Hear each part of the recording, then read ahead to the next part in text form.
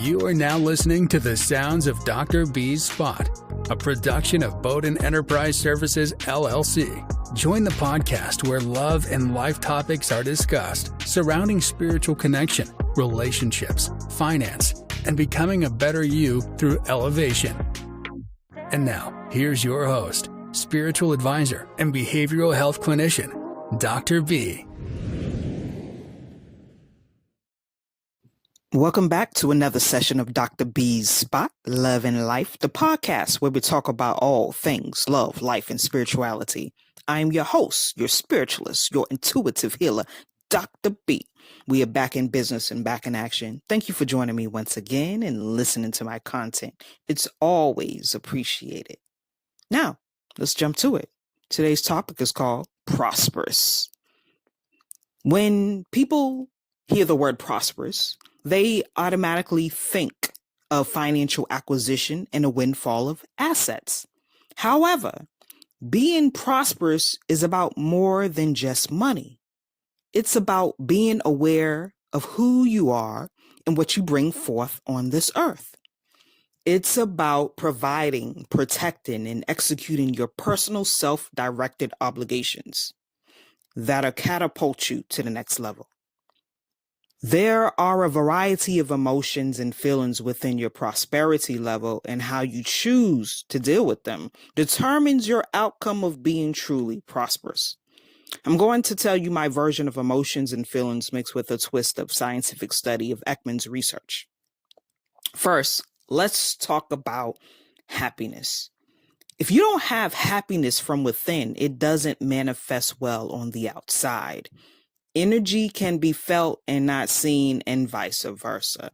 When people enter your energy space, an exuding aura should be able to draw them in and captivate the essence of who you really are, not push them away. Next is assurance. You should know thyself in and out without a shadow of a doubt. Constant and consistent battles of indecisiveness shows weaknesses and imbalances in your character. You will show signs of insecurity, mental anguish, and scattered thoughts that outwardly become words not formulated in a way where you can communicate your feelings and inner thoughts to another. Sadness is a part of the life cycle. Everything cannot be upbeat at all times, bringing you sunshine, roses, and rainbows. It's not possible to go through life unscathed by this emotion. It's about taking in and processing those feelings that make you withdraw, cry, lash out, become quiet, or deal with depression. But what's your end game to end the cycle of sadness when it shows up? You need to nip it in the bud as soon as possible. You personally have to work through sadness, dissected and compartmentalized areas that you could learn from. And then you throw away or basically discard the rest. Control is essential for understanding that you cannot control what happens outside of you, but only what happens inside of you. Having knowledge of balance in your behavioral actions can sway situations from going bad. An argument that fuels fire and ignites anger can have negative outcomes that could lead to injury or death, emotionally and or physically. Two parties cannot both be in the same state of mind. One needs to have control to shift the atmosphere by controlling the dynamic from fire to water. The flames have to be extinguished. Another factor is disgust in a situation where resentment is held in the heart of the other. This is where one cannot stand to look at, hear, or be around the other person. It disturbs the ability to navigate clearly because one could have held in true thoughts and feelings without expressing disdain, leading to an explosion.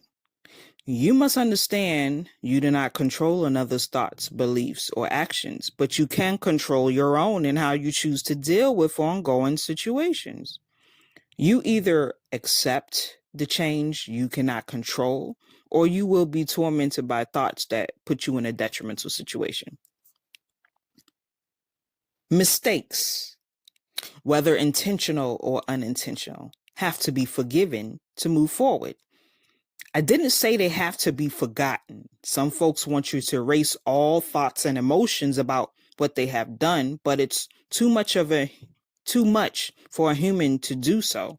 Forgiveness comes from time. So ignoring and pretending to erase only causes you more pain because you haven't dealt with the root of the issue. You haven't healed the situation because you haven't healed yourself. True forgiveness starts with forgiving yourself. Once you do that, anger, sadness, disappointment, and disgust dissipate, allowing you to deal with your or all of internal conflicts maturely. Starting anew can be daunting because of the comfortability level that leaves one complacent but not elevating. It can hinder progression and hold you back from a greater calling. Sometimes starting anew isn't about individual priorities, but about coming together with those who will help navigate your fears and push your dreams beyond imagination. Selfishness and ego can stall your path to a better you. Many people's greatest accomplishments had to merge with another to reach higher heights. Reflecting on this journey can open an awareness like no other, and this is what gratitude looks like. Gratitude is accepting changes life brings and appreciating the small things and gestures from those around you. Real love is when someone calls just to check on you, not to take from your energy. It's when someone shows up because they want to be around you, not because they have to.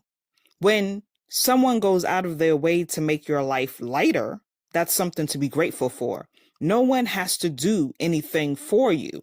Remember to appreciate those who are truly there for you.